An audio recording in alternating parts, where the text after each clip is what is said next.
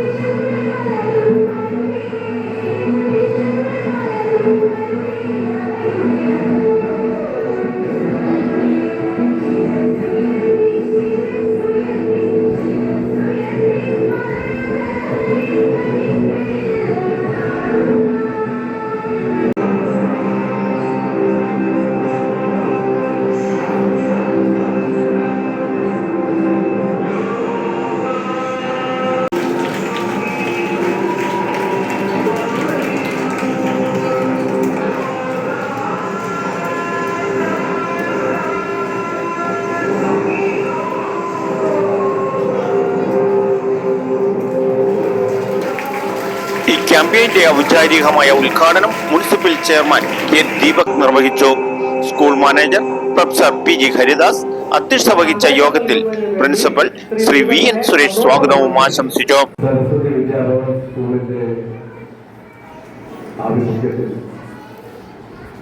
ഒരു വർഷം നീണ്ടു നിൽക്കുന്ന ലഹരി വിരുദ്ധ പ്രവർത്തനവും അതിന്റെ പ്രചാരവും ഇന്നിവിടെ തുടക്കം കുറിക്കുകയാണ്. നമുക്കറിയാം, ലഹരി നമ്മുടെ നാട്ടിൽ ഉണ്ടാക്കുന്ന വിപത്തുകളെ കുറിച്ച് നിങ്ങൾ വളരെ വിശദമായ ക്ലാസുകളൊക്കെ കേട്ടിരിക്കുകയാണെന്ന് എനിക്കറിയാം. ഇനിയും ഞാൻ ആ ഒരു വിഷയത്തിലേക്ക് കൂടുതൽ കടക്കുന്നില്ല. എന്നിരുന്നാലും ഒന്ന് രണ്ട് ചെറിയ കാര്യങ്ങൾ നിങ്ങളുടെ ശ്രദ്ധയിൽപ്പെടുകയാണ്. ലഹരി എന്ന് പറയുന്ന ഈ മഹാവിപത്ത് കുറച്ചു കാലമായി നമ്മുടെ സമൂഹത്തിൽ കടന്നു കയറിയിരിക്കുകയാണ്. ലഹരി ആദ്യം എത്തിപ്പെടുന്നത് എവിടെയാണ് എന്ന് ചോദിക്കുമ്പോഴാണ് നമുക്കെല്ലാവർക്കും സങ്കടം വരുന്നത്.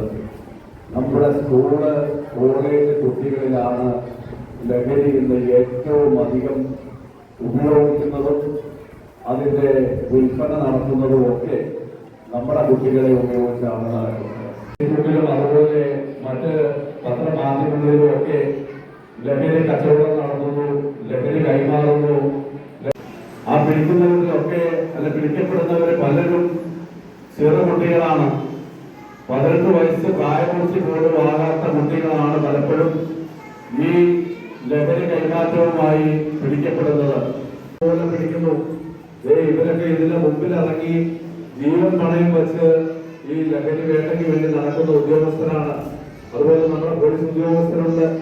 അവരുമൊക്കെ രാത്രി കാലങ്ങളിലും ഒക്കെ നടന്ന് ഈ ലഹരി വേട്ട നടത്തുകയാണ്. എന്തിനു വേണ്ടിയാണ് ഇത് ചെയ്യുന്നത്? നമ്മുടെ വളർന്നു വരുന്ന തലമുറ ഈ ലഹരി ഉപയോഗിക്കരുത്. നീക്കുന്നതിന് വേണ്ടി നമുക്ക് എല്ലാവർക്കും സാധിക്കണം. ഈ ലഹരി എവിടെയെങ്കിലും ആരെങ്കിലും ഉപയോഗിക്കുന്നതോ കൈമാറുന്നതോ എന്തെങ്കിലും നിങ്ങൾ അറിയുകയോ നിങ്ങളുടെ ശ്രദ്ധയിൽപ്പെടുകയോ ഉണ്ടായാൽ രക്ഷകർത്താക്കളെ അറിയിക്കണം. അപ്പൊ അങ്ങനെ നമ്മുടെ ചേട്ടന്മാരോ അല്ലെങ്കിൽ നമ്മുടെ ചേച്ചിമാരോ ഇതിൽ പോയി പെടാതെ, അവരിങ്ങനെ ഒരു അപകടത്തിൽ ചെന്ന് പെടാതെ അവരെ സംരക്ഷിക്കുന്നതിന് നമുക്ക് സാധിക്കും. അത് സാധിക്കണം. ആ ഒരു കടമയാണ് നിങ്ങൾ ഏറ്റെടുക്കേണ്ടത്.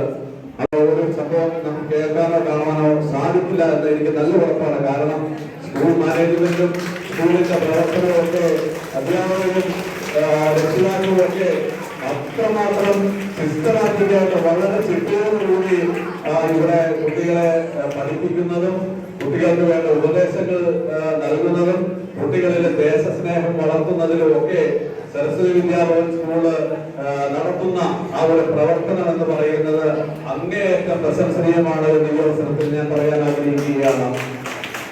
കാര്യത്തിലായാലും സാംസ്കാരികമായ ഉന്നമനത്തിന്റെ കാര്യത്തിലായാലും അവർ ഏത് മേഖലയിലായാലും സരസ്വതി വിദ്യാഭവൻ സെൻട്രൽ സ്കൂളിലെ വിദ്യാർത്ഥികൾ ഇന്ന് പൊതുസമൂഹത്തിന്റെ മാതൃകയായി മാറിക്കൊണ്ടിരിക്കുകയാണ്. നമുക്കറിയാം, ഏതൊരു രാജ്യത്തിന്റെയും സമ്പത്ത് എന്ന് പറയുന്നത് പൊതുസമൂഹമാണ്. നാട്ടുരാജ്യ ന്യൂസിനു വേണ്ടി റിപ്പോർട്ടിംഗ് കെ വിജയൻ.